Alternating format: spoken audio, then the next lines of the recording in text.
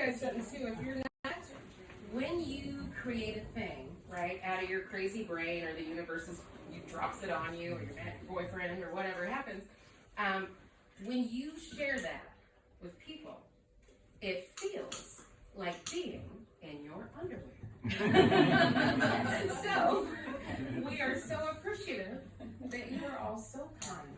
And thank you so much, because we're sharing all the weird thoughts up here with you guys. But that's the magic of music, is you guys feel it too. And we can kind of relate to each other. As soon as she said that, like, the tell me, have we not felt that? Like, come on, are you not going to tell me something? Do something. In Tennessee, I'll tell you something, but I'll swear, but you'll think it's funny. In Tennessee, we say, look, shit or get off the pot. That's what, it's kind of that feeling, and I love that. I'm so happy you did that. It's beautiful. Oh, I love it. That's the best part, is that you get to hear them sounding different.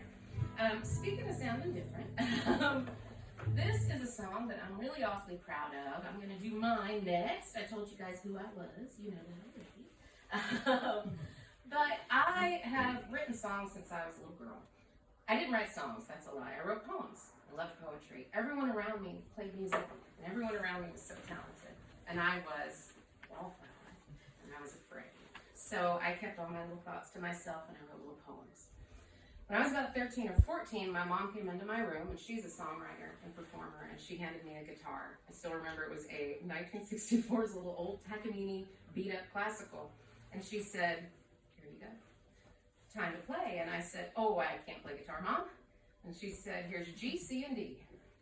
Now you write songs. And I said, oh, I don't write songs, I write poems. And she goes, well, you're going to put those to music. And I said, well, I'm not comfortable with that. And she said, well, that's just what we do.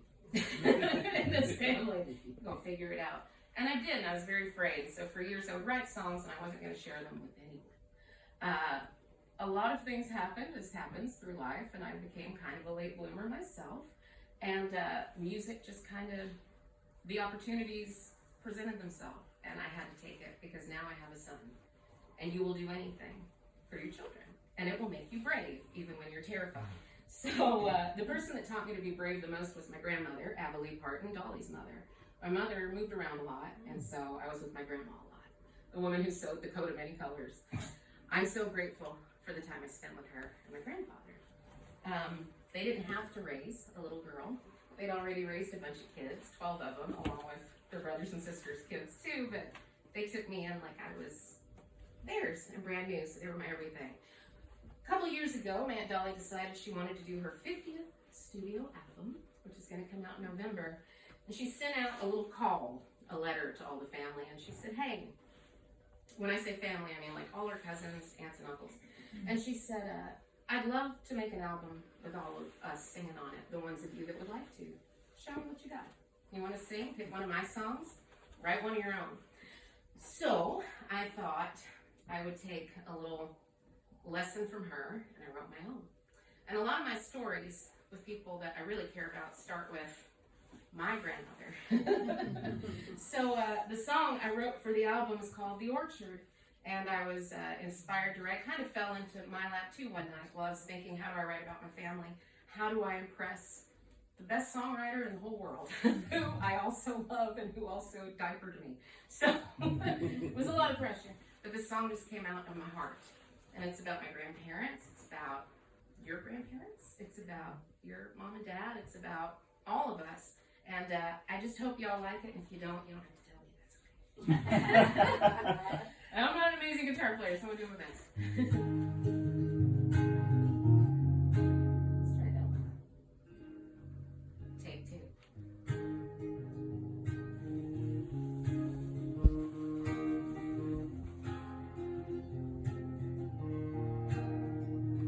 My grandmother, she was kind and held a wisdom like no other.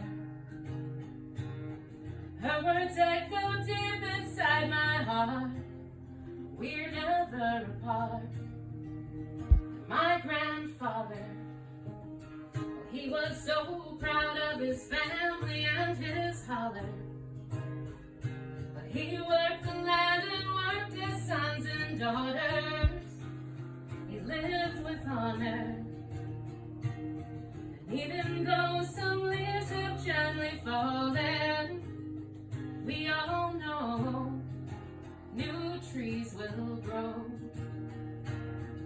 family tree becomes an orchard calling for us to sing their songs. Their memory goes on. We stitch together every memory and thing we can remember.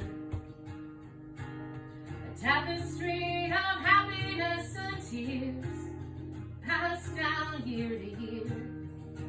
We tell our children every story so they can continue building a foundation that is solid and so strong for them to carry on.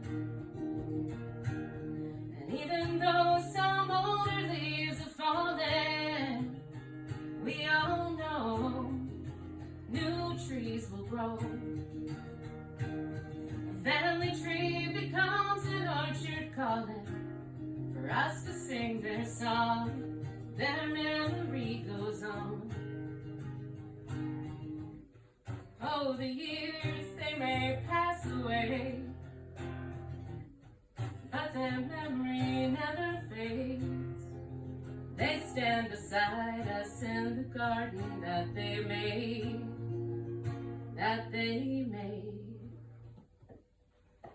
Even though some leaves have gently fallen, we all know new trees will grow. A family tree becomes an orchard calling for us to sing their song. Their memory goes on. La da da da.